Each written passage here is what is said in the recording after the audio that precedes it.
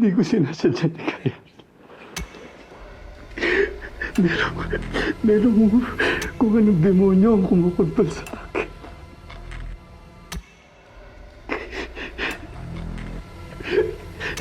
Ayaw nila ako tigilan.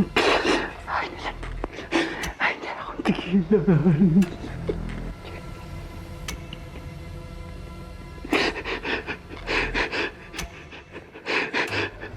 Pero, maniwala ka. Pero maniwala ka.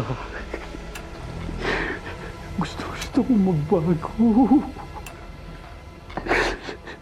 Gusto kong gumaling. Pero hindi ko alam kung paano. Gumaling?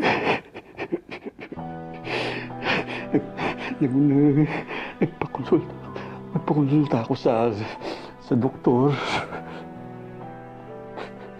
May kondisyon daw ako sa utak.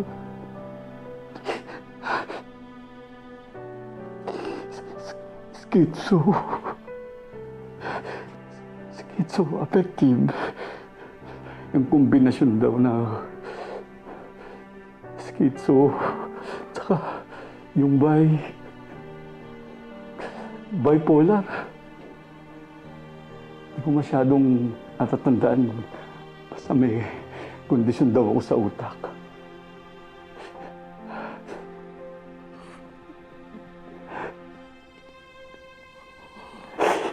Nung magkasama pa tayo, may mga araw na ang saya-saya ko, punong-puno ng pag-asa. Pero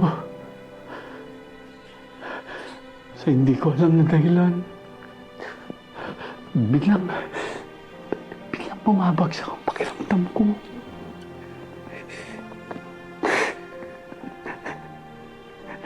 Natatakot. Nalulungkot. Kung ano-ano ang iniisip. Tapos, andyan na sila. Bubulong siya. Kung ano yung binubulong sa akin. Wag. Huwag kang magtitiwala kahit kanino. Sasaktan ka lang nila.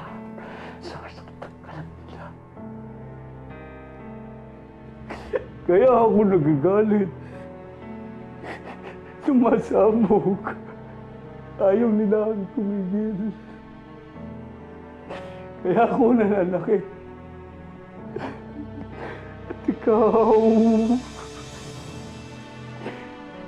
na pagbubuntunan ko.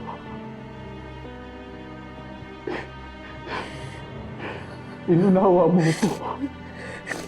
Pero alam ko, sinukuhan mo rin ako. Nawala ka sa akin. Dahil sa lintik na utak